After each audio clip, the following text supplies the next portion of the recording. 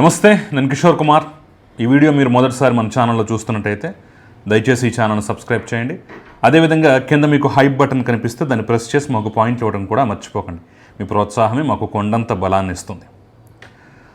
YSR Congress party రాయలసీమని మరోసారి రక్తసిక్తం చేద్దాం అనుకుంటోందా? విధ్వంసం సృష్టిద్దాం అనుకుంటోందా? వాళ్ళ ఎజెండా ఇదేనా?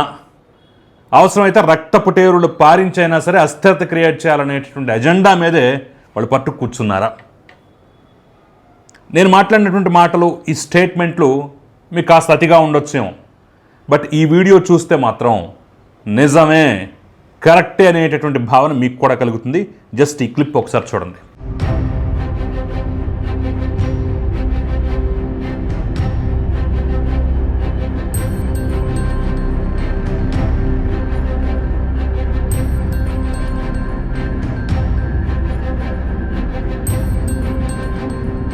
చూసారు కదా, ఆ రాళ్ళేంటి, ఆ బీరు సీసాలేంటి, ఆ కుప్పల కుప్పలుగా రాళ్ల కుప్పలేంటి, బకెట్టుల్లో పెట్టుకొని మరీ సిద్ధంగా ఉంచినటువంటి ఆ నాపరాళ్ల బ్యాగేజ్ ఏంటి? ఏం చేద్దాం అనుకుంటున్నారు?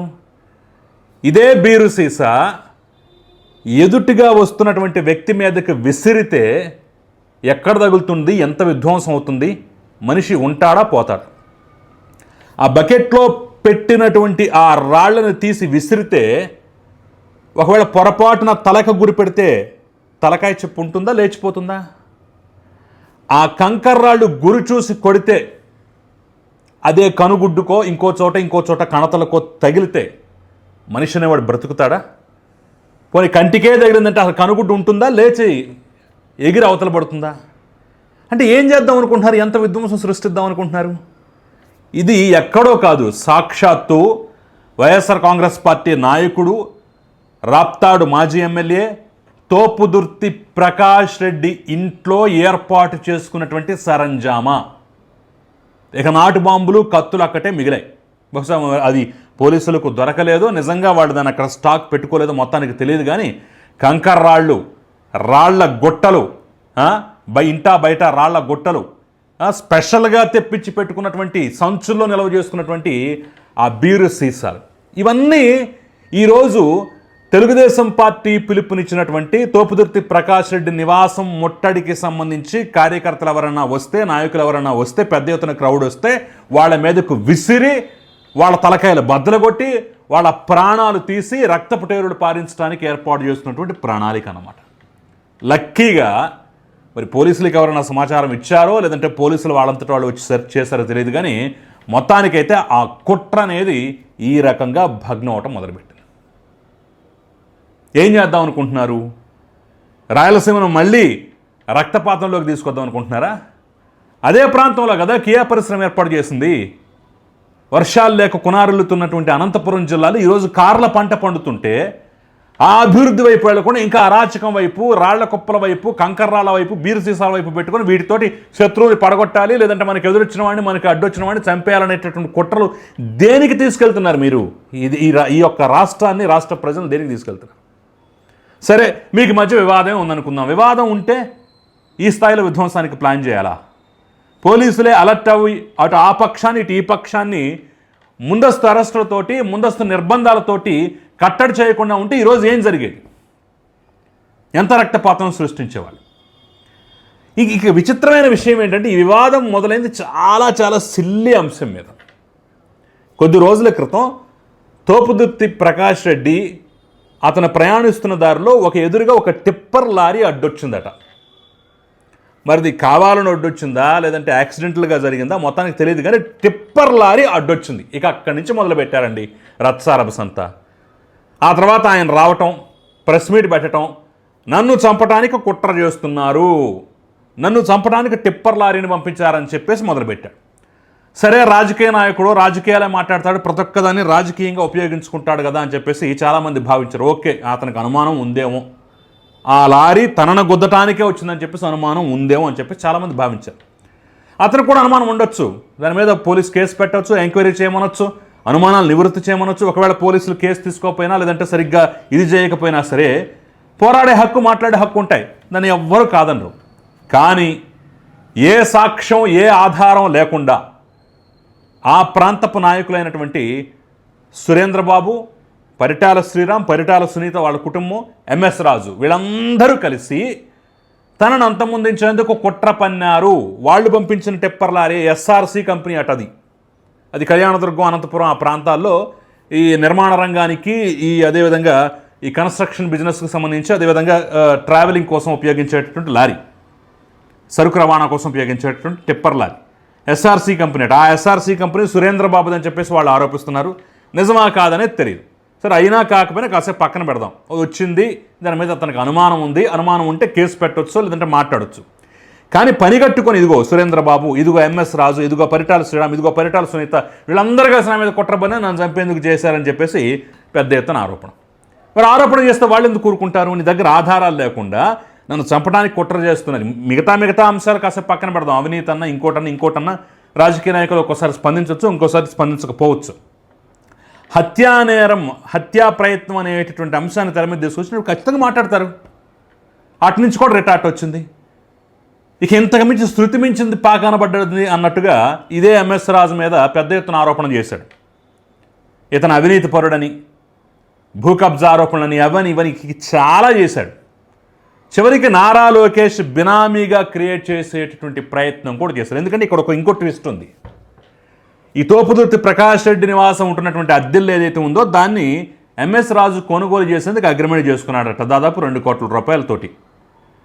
ఎందుకు చేసుకున్నాడయ్యా అంటే ఇతను 5 ఏళ్లుగా అదే ఇంట్లో ఉంటున్నాడు, రూపాయి కూడా అద్దె చెల్లించట్లేదట.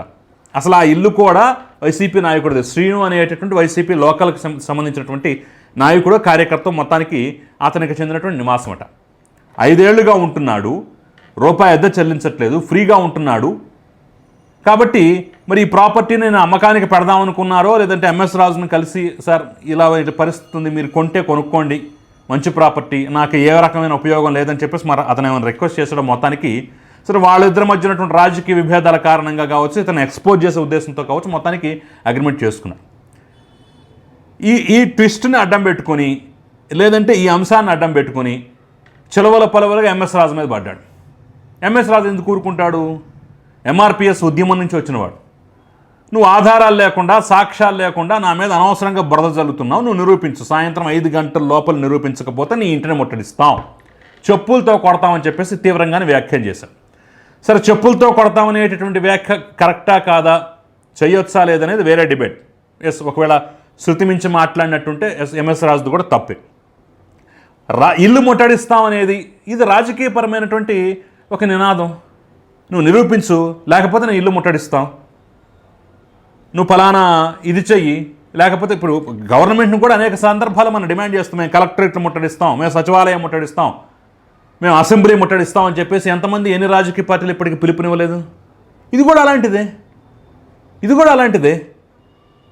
సో అతను నీ ఇంటిని నువ్వు నివాసం ఉంటున్నటువంటి ఇంటిని కొనుగోలు చేసేందుకు ప్రయత్నం చేశాడు, ఆల్రెడీ అగ్రిమెంట్ కూడా చేసుకున్నాడు అనేటటువంటి కోపాన్ని మనసులో పెట్టుకొని చిలువలు పలువలుగా హత్యా ప్రయత్నం అనేటటువంటి అంశాన్ని వాళ్ళ తలకు జుట్టే ప్రయత్నం చేసినటువంటి నేపథ్యంలో నారా లోకేష్ బినామీగా క్రియేట్ చేసేటటువంటి ప్రయత్నం చేసినటువంటి నేపథ్యంలో ఇది తారాస్థాయికి వెళ్ళిపోయింది. ఇంటి ముట్టడి వరకు వచ్చిన సందర్భంలోనే ఇక దీన్ని పోలీసుల సహకారంతో అణచివేసే ప్రయత్నం చేయకుండా, పోలీస్ కంప్లైంట్ ఇవ్వకుండా వ్యవస్థను దాటి అరాచకం సృష్టిద్దామనేటటువంటి ప్రయత్నం అయితే ఈరోజు చేశారు.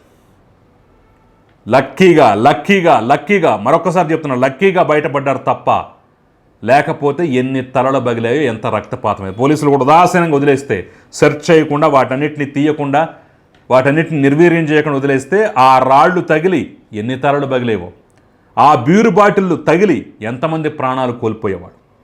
రక్తపు టేరులు పారించడానికి సిద్ధమైనటువంటి వీళ్ళని ఈరోజు తాజాగా వీళ్ళకి సంఘీభావంగా వచ్చినటువంటి గోరెంట్ల మాధవ్ వంటి వాళ్ళని, తోపుదుర్తి ప్రకాష్ రెడ్డి వంటి వాళ్ళని అరెస్ట్ చేసి పక్క గ్రామాలకు తరలించినటువంటి పరిస్థితి. అయితే మనం పోలీస్ వ్యవస్థను కూడా డిమాండ్ చేయాల్సింది ఏంటంటే, ఈ రకంగా అరాచకం చేయడానికి సరంజామా సిద్ధం చేసుకున్న వేళని కేవలం సాధారణ అరెస్టులతోనే వదిలేస్తారా? కేసులు నమోదు చేయరా? కేవలం కత్తులు, గొడ్డళ్ళు, బాంబులు పెట్టుకుని ఉంటే మాత్రమే చట్టాలు వర్తిస్తాయా? ఆ రాళ్ళు తగిలితే ఎంతమంది చచ్చిపోయేవాళ్ళు? ఆ బీరు బాటిల్కి ఎన్ని ప్రాణాలు పోయాయి? కాబట్టి ఖచ్చితంగా దీని మీద కూడా యాక్షన్ తీసుకోవాలి. ఖచ్చితంగా దీని మీద కూడా చర్యలు ఉండాలి. కేవలం సాధారణ అరెస్టులతో మేమేదో ఉద్రిక్తతలు చల్లార్చాం అంటే మాత్రం కుదరదు. దీన్ని టేక్ ఇట్ గ్రాంటెడ్గా తీసుకుంటే రేపటి రోజున ప్రతి నాయకుడు ఇలాగే తయారవుతాడు. అవతల వాళ్ళని రెచ్చగొట్టడం, యువతల రాళ్లతోటి బీరు బాటిళ్లతోటి దాడులకు సిద్ధం కావటం, ఉద్రిక్తతలు సృష్టించడం, అశాంతిని క్రియేట్ చేయటం, రక్తపాతం క్రియేట్ చేయటం. మాట్లాడటం ఎందుకు, ఆరోపణలు చేయటం ఎందుకు, వాటిని నిరూపించమన్నప్పుడు దాడులకు సిద్ధం కావటం ఎందుకు?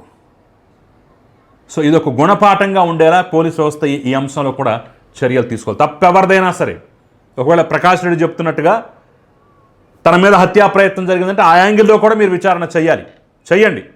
అట్ ద సేమ్ టైం ఈ రాళ్ల కుప్పలు, ఈ దాడి ప్రయత్నాలు, ఈ సరంజామా, ఈ ఒక రకమైనటువంటి మారణాయుధాలు లాంటివి, ఈ సరంజామాకి ఎవరు బాధ్యత వహిస్తారు, అనుకోని జరిగితే ఎంత ప్రమాదం జరిగేది అనేటువంటి అంశం మీద దృష్టి పెట్టి ఆ యాంగిల్లో కూడా కేసులు నమోదు చేయాల్సిన బాధ్యత పోలీస్ వ్యవస్థ మీద ఉంది. సో ఈ అంశం పట్ల మీ అభిప్రాయం ఏంటి? మీరేమనుకుంటున్నారు? కామెంట్ రూపంలో తెలపండి. Thank you very much.